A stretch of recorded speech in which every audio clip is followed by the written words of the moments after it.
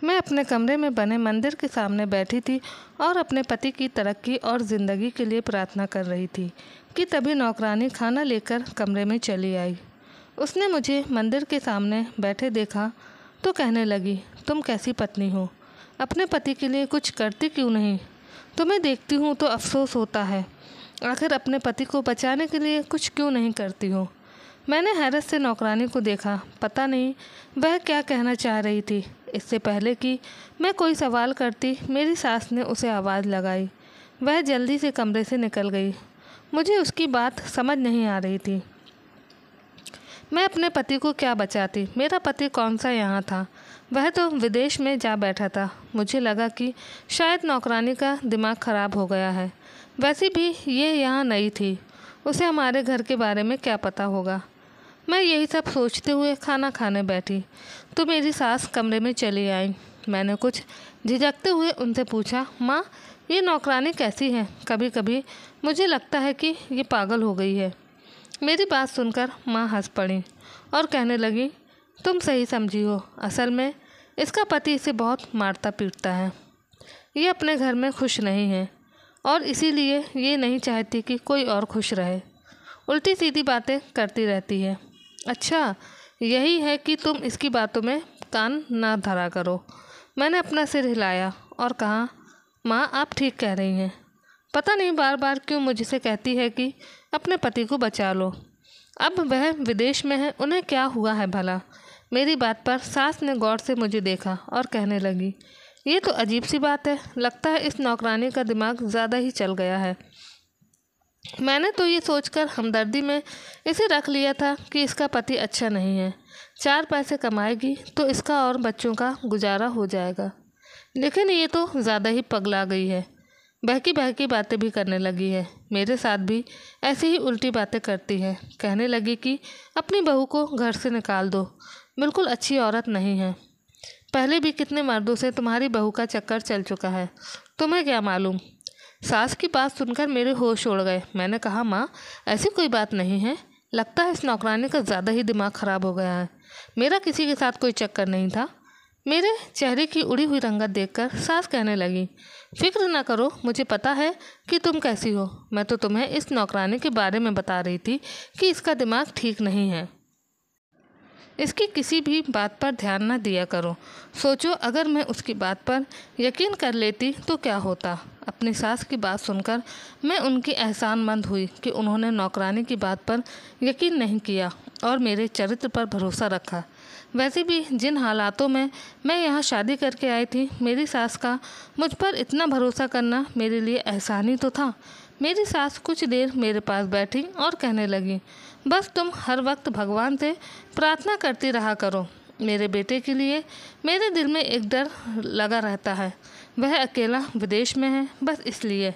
सुना है पत्नी की प्रार्थना पति को जल्दी लगती है, तभी तो मैं तुम्हें कहती हूँ कि हर वक्त भगवान की पूजा अर्चना करने में बिजी रहा करो।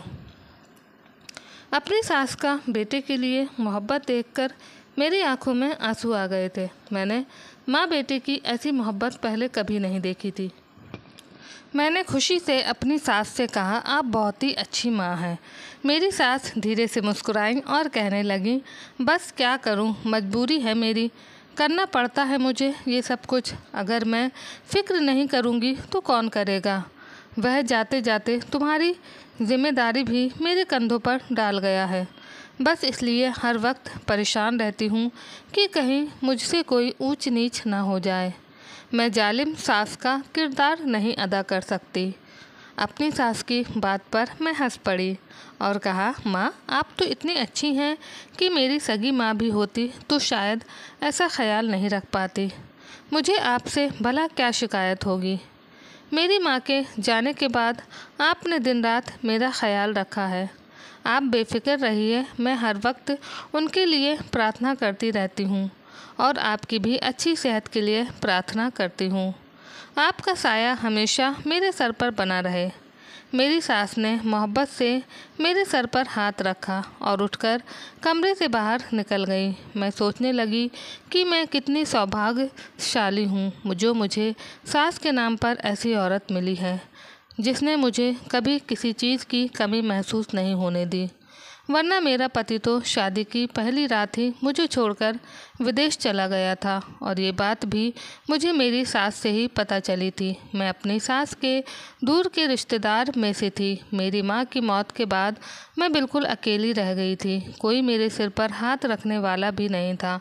उस वक्त ना सिर्फ मेरी सास ने मेरे सर पर हाथ रखा, बल्कि मुझे अपने घर लाकर अपने इकलौते बेटे से मेरी शादी भी करवा दी। मेरी सास ने मुझे बताया था कि मेरा पति विदेश से कुछ ही दिनों की छुट्टी पर आया हुआ था और उसकी छुट्टी का आखिरी दिन था। मेरी सास ने झटपट मेरी शादी करवा दी। कुछ देर बाद मोहित परदेश जाने के लिए रवाना हो गया। ये खबर भी मुझे मेरी सास से ही मिली थी। मेरा पति जाते जाते मुझसे मिल नहीं पाया। मैं तो वैसे भी अपनी माँ के गम में निढाल थी।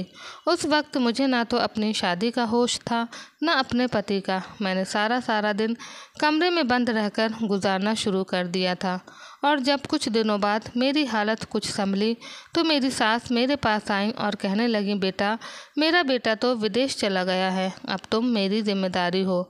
मैं तुम्हारा पूरा ख्याल रखूँगी। बस मैं चाहती हूँ कि तुम अपने कमरे में ही रहा करो, भगवान की पूजा किया करो। भगवान की पूजा में लीन रहोगी तो तुम्हारा दिन अच्छा गुजरेगा।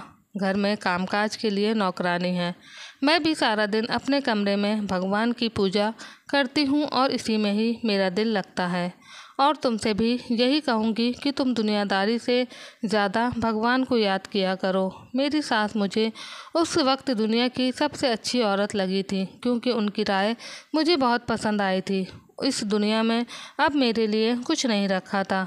जिस तरह अचानक मेरी माँ की मौत हुई थी, मैं खुद भी बहुत ज़्यादा डर गई थी। इंसान की ज़िंदगी और मौत का कुछ भरोसा नहीं, इसलिए मैंने अपनी सास की बात मान ली और सारा दिन कमरे में बंद रहकर कभी भगवान की पूजा करती तो कभी रामायण पढ़ती। यही मेरी दिनचर्या बन चुकी थी। मैंने अपने पति को बस एक नज़र ही देखा था। ना ही मेरी उनसे कोई बात हुई थी, ना ही हमारे बीच कोई रिश्ता था, लेकिन मेरी प्रार्थना में वह पूरी तरह से शामिल थे, क्योंकि माँ के मरने के बाद अब सास और पति ही मेरा सब कुछ थे। मैंने तो पलटकर उस घर की तरफ भी नहीं देखा था जिसमें मेरी माँ की मौत हुई थी। मेरी सास ने बताया था कि उन्होंने वह घर किराए पर दे दिया है और उसका किराया भी वह मुझे लाकर दिया करती थी, लेकिन मैं उन्हें इनकार कर दिया करती थी। मुझे पैसों की ज़रूरत नहीं थी। इस घर में किसी चीज़ की कोई कमी नहीं थी, तो मैं पैसों का क्या करती। इस तरह मैं हर तरह से सुकून में थी। लेकिन जब भी नौकरानी मेरे कमरे में खाना लेकर आती, वह बहुत ही अजीब नज़रों से मुझे देखती और जब भी उसे मौका मिलता तो वह यही कहती कि अपने पति को बचा लो, तुम्हें उस पर तरस नहीं आता। एक दिन मैंने उससे पूछ ही लिया, आखिर तुम्हें क्या परेशानी है, क्यों बेकार की बातें करती हो। मेरा पति विदेश में है, वह वहाँ ठीक ठाक है। मेरी सास मुझे खुद बताती हैं कि उसका रोज़ फ़ोन आता है, फिर तुम ऐसी बातें क्यों करती हो। उस नौकरानी ने अपनी उंगलियां मरोड़ी और कहने लगी, अच्छा, तो फिर आपकी सास आपसे साहब की बात क्यों नहीं करवाती। अगर साहब उनके बेटे हैं तो आपके भी तो कुछ है ना, वो रोज़ाना खुद ही बात कर लेती हैं। क्या उन्होंने कभी आपसे पूछा है कि आपको अपने पति से बात करनी है या नहीं। नौकरानी की बात पर मैं चौंक उठी। नहीं, कभी ऐसा कुछ भी नहीं हुआ था। लेकिन शायद ऐसा इसलिए नहीं था क्योंकि मेरी तो अपने पति से शादी के बाद कोई बात ही नहीं हुई थी। मैं उनसे फ़ोन करके क्या बात करती। वह नौकरानी घबरा कर कहने लगी, मैम साहब, मेरी बात पर यकीन करें, अगर आप अपने पति को नहीं बचाएंगी तो सारी ज़िंदगी पछताएंगी। इससे पहले कि मैं कोई और सवाल करती, मेरी सास कमरे में चली आई। उन्होंने घूरकर नौकरानी को देखा और कहने लगी, तुम यहाँ मेरी बहू से क्या बातें करती रहती हो, तुम्हारा दिमाग तो पहले ही ख़राब है। इस बेचारी को भी परेशान कर देती हो, अपने काम से काम क्यों नहीं रखती हो। तुम्हारा पति तुम्हें मारता पीटता है, बिल्कुल सही करता है, तुम्हारी हरकतें ही ऐसी हैं। मेरी सास का कड़क लहजा सुनते ही नौकरानी के पसीने छूट गए। वह फौरन कमरे से बाहर निकल गई। मैंने अपनी सास की तरफ देखा तो उनके चेहरे पर दोबारा से मुस्कान आ गई। वह कहने लगी, पता नहीं इसे क्या परेशानी है, हर वक्त बस कभी दीवार से कान लगाए रखती है, कभी दरवाजे से, ना जाने क्या सुनने की कोशिश करती है। कभी मुझसे तुम्हारे बारे में कुछ कहती है तो कभी तुमसे मेरे बारे में। मुझे तो लगता है कि ये हमारे घर का सुकून बर्बाद करने के पीछे लगी है। मैंने फैसला कर लिया है कि मैं इसे निकाल कर बाहर करूँगी। बस किसी नई नौकरानी का बंदोबस्त हो जाए तो मैं इससे जान छुड़ा लूँगी, इससे पहले कि ये हम सास बहू के बीच फसाद पैदा करें। सास की बात पर मैं भी मुस्कुरा उठी। इनका काम यही होता है, यहाँ की बात वहाँ करना, मालिकों को लड़ाना और खुद मौके से फ़ायदा उठाना। लेकिन एक बात थी जो बहुत अजीब थी। जो कुछ नौकरानी ने कहा था वह वाकई सच था। सास ने कभी मेरे पति से मेरी बात नहीं करवाई थी। सास खुद ही मुझे मोहित के अच्छे होने की खबर सुनाया करती थी। कुछ देर मुझसे बातें करने के बाद जब मेरी सास कमरे से जाने लगी तो मैंने उनसे कहा, माँ एक बार मोहित से मेरी बात करवा दीजिए। नौकरानी की बातें सुनकर तो मेरा दिल घबराने लगता है। मेरी बात पर सास ने नाराज़गी से मुझे देखा और कहने लगी, एक नौकरानी की बात ने ही तुम पर इतना असर डाल दिया कि सास की बात पर भरोसा नहीं रहा। मैं तो तुम्हें रोज़ उसकी खैरियत बताती हूँ, लेकिन लगता है तुम्हें नौकरानी की बात पर ज़्यादा भरोसा है। तो चलो ठीक है, मैं करवा देती हूँ तुम्हारी बात, ताकि तुम्हारी तसल्ली हो जाए और तुम्हें पता चले कि मैं झूठ तो नहीं कह रही हूँ। सास की बात सुनकर तो मेरे तोते ही उड़ गए। उन्होंने मेरी बात को दिल पर ले लिया था। मैंने फ़ौरन कहा, नहीं मेरा ये मतलब नहीं था, मैं तो बस ऐसे ही कह रही थी, मुझे आपकी बात पर पूरा भरोसा है। मेरी सास कहने लगी, बेटी वो ज़रा ज़्यादा शर्मीला सा बच्चा है और फिर तुमसे शादी के बाद वह यहाँ रह भी नहीं रहा है, इसलिए वह खुद भी तुमसे बात करने से कतराता है। मैं भी उसे ज़बरदस्ती नहीं करती। जब छुट्टियों पर यहाँ आएगा 2 साल बाद तो तुम दोनों अच्छे से अपना रिश्ता बना लेना। बल्कि मैं तो कहती हूँ तुम दोनों की दोबारा शादी धूमधाम से करूँगी। सास की बात पर मैं शर्मा गई थी। वह मेरे बारे में इतना सोच रही थी और मैं पता नहीं क्या क्या समझ रही थी। मैंने सास से कहा, आप हमारी फिर से शादी करवा दीजिएगा ताकि हम सही तरह से अपनी शादी की शुरुआत कर सकें। मेरी सास ने फ़ौरन खुश होकर मेरे सिर पर हाथ रखा और ढेरों दुआएं दे डाली। मेरी और मोहित की शादी को 2 महीने होने वाले थे और इन 2 महीनों में मैंने अपनी सास का एक ऐसा रूप देखा था कि कभी कभी तो मैं हैरान हो जाती थी। एक सास होकर भी वह बहुत ज़्यादा मोहब्बत करने वाली और ख्याल रखने वाली थी। मैंने नौकरानी की बात को अपने दिमाग से झटक दिया और अपनी पूजा अर्चना में लीन हो गई। इस बात को हफ्ता ही गुजरा था कि एक रात मेरी नींद में से आँख खुली और मुझे अजीब सी आवाज़ें सुनाई दी। मुझे समझ नहीं आ रहा था कि ये कैसी आवाज़ें हैं। कुछ ही देर में आवाज़ें ख़त्म भी हो गई, लेकिन मेरे अंदर एक हलचल सी पैदा हो गई। घर में मेरी सास और मेरे अलावा तो कोई भी नहीं था। फिर ये आवाज़ किसकी थी? जब कुछ समझ नहीं आया तो मैं दबे पाँव अपने कमरे से बाहर निकल आई। ये घर अच्छा खासा बड़ा था। मैं दबे पाँव चलती हुई यहाँ वहाँ देख रही थी कि कहीं कोई गड़बड़ तो नहीं, कोई चोर तो नहीं घुस आया। मुझे ऐसा लगा था जैसे किसी आदमी की आवाज़ है। मैंने एहतियात के साथ एक डंडा हाथ में पकड़ लिया। चलते चलते मैं अपनी सास के कमरे के दरवाजे पर पहुंची तो मुझे लगा कि कमरे का दरवाज़ा थोड़ा सा खुला हुआ है। मैंने हल्के से दरवाज़ा खोला तो वह खुलता ही चला गया। कमरे के अंदर मेरी सास मौजूद नहीं थी, लेकिन बिस्तर पर एक ऐसी चीज़ पड़ी थी जिसने मेरा ध्यान अपनी तरफ खींच लिया था। मैं धीरे धीरे बिस्तर की तरफ बढ़ी। जैसे ही मैंने उस चीज़ को उठाकर देखा तो परेशान हो गई। वहाँ तो मेरी सास और मेरे पति की। मैंने सोचा भी नहीं था कि मुझे अपनी सास के कमरे में ऐसी कोई चीज़ मिलेगी। मैंने यहाँ वहाँ देखा, मेरी सास कहीं नहीं थी। और फिर मुझे ऐसा लगा कि जैसे मेरी सास के कमरे में बने स्टोर से कुछ आवाज़ आ रही हो। मैं बहुत खामोशी से स्टोर रूम के दरवाजे पर पहुंची और ये देखकर हैरान रह गई कि उस स्टोर से एक दरवाज़ा बाहर की तरफ खुलता था और ये घर का पिछला हिस्सा था, लॉन की तरफ। मुझे बहुत हैरत हो रही थी। उस दरवाजे से होती हुई लॉन की तरफ पहुंची तो मैंने देखा कि मेरी सास एक आदमी से बातचीत में बिजी हैं और फिर मैंने उन दोनों की सारी बातें सुन ली।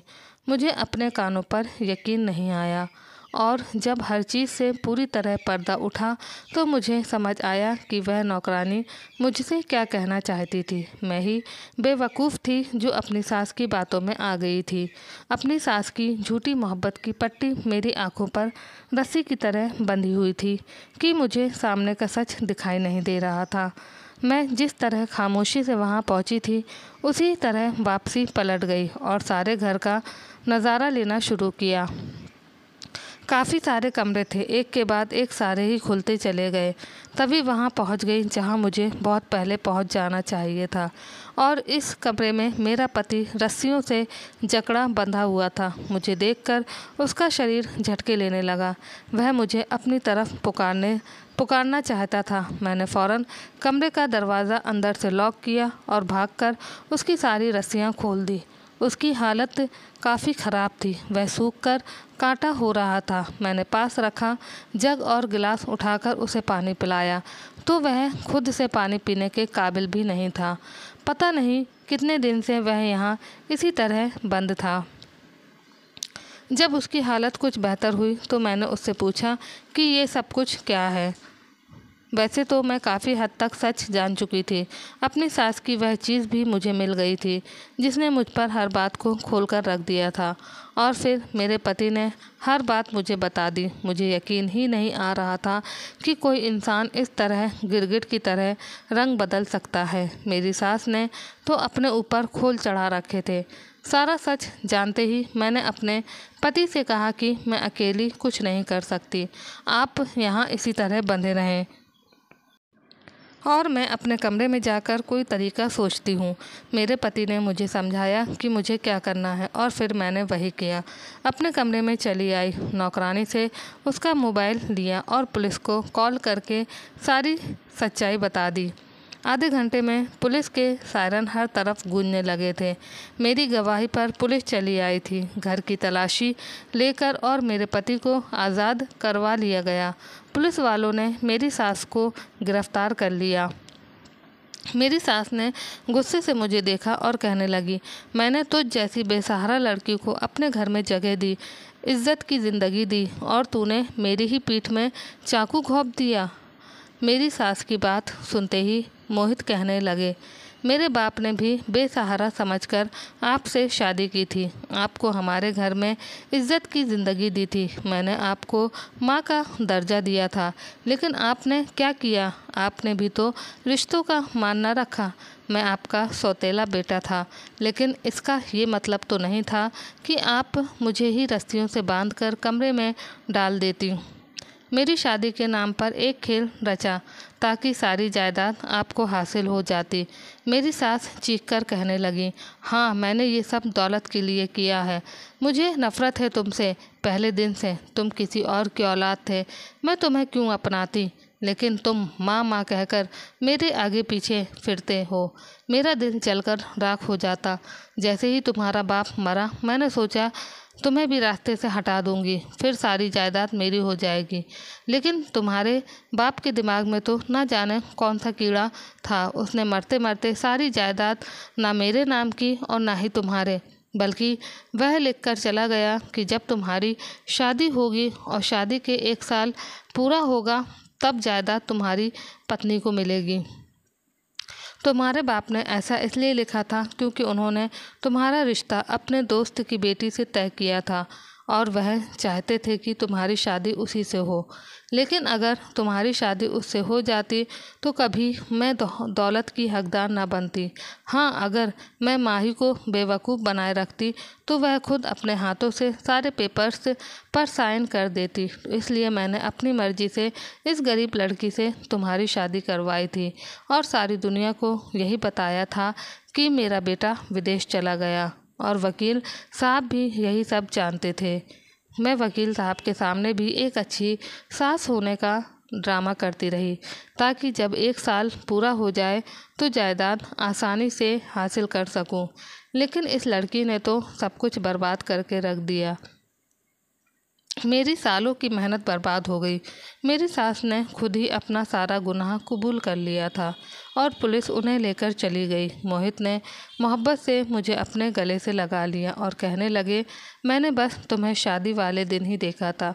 उस वक्त तक भी मुझे अपनी माँ के इरादों का पता नहीं था। मुझे यही लगा था कि वह तुम्हें बेसहारा समझकर घर लाई हैं, लेकिन शादी होते ही उन्होंने ज़बरदस्ती मुझे कमरे में बांध दिया और बताया कि अब वह मुझे 1 साल बाद खोलेंगी जब जायदाद उनके नाम हो जाएगी। अगर वह हम दोनों को मिलने देंगी तो तुम्हें सारा सच खुद ब खुद पता चल जाएगा और फिर दौलत कभी उनके हाथ ना आती, इसलिए उन्होंने गंदा खेल खेला। मैंने मोहित को बताया। जब मैं माँ के कमरे में गई तब वहाँ मुझे बेड पर एक फ़ाइल मिली जिसमें ये सारी बातें लिखी थी कि मेरे ससुर जी ने अपनी जायदाद अपनी बहू के नाम लिखी है और मेरी सास ने दूसरे पेपर्स भी तैयार करवा लिए थे जिसमें वह जायदाद वापस उनके नाम हो जाती और वहाँ मेरी सास के साथ साथ आपके सिग्नेचर भी थे। इस बात ने मुझे हिलाकर रख दिया। मुझे लगा था कि कोई ना कोई गड़बड़ ज़रूर है और फिर मुझे सच का पता चल ही गया। मोहित कहने लगे, झूठ कितना ही ताकतवर क्यों ना हो, सच के सामने हमेशा छोटा ही होता है। और देख लो, मेरी सौतेली माँ का सारा कच्चा चिट्ठा भी जल्दी खुलकर सामने आ गया। आज मैं और मेरे पति एक अच्छी ज़िंदगी गुजार रहे हैं। मेरी सास सलाखों के पीछे है। काश कि वो इतनी अच्छी होती जितना कि उन्होंने ड्रामा किया, तो मैं खुद अपने हाथों सब कुछ उनके हवाले कर देती। मैं तो उनके अंदर अपनी माँ को तलाश करती थी, लेकिन उनकी हवस ने सब कुछ मिटा दिया था। मैंने आज तक हमेशा किताबों में पढ़ा था कि लालच बुरी बला है और लालच का अंजाम भी बुरा होता है, मगर अब मैंने अपनी ज़िंदगी में ये सब कुछ देख भी लिया था और मुझे इस बात पर 100% यकीन आ गया था कि लालच का अंजाम बुरा ही होता है। आप लोगों की क्या राय है? तो दोस्तों, आपको ये कहानी कैसे लगी मुझे कमेंट करके ज़रूर बताइएगा। कहानी अच्छी लगी हो तो प्लीज़ इसे लाइक करिए, शेयर करिए और हाँ, चैनल को सब्सक्राइब करना बिल्कुल ना भूलें। मिलते हैं हम आपसे एक और नई कहानी के साथ में। जब तक के लिए आप सबका बहुत बहुत धन्यवाद।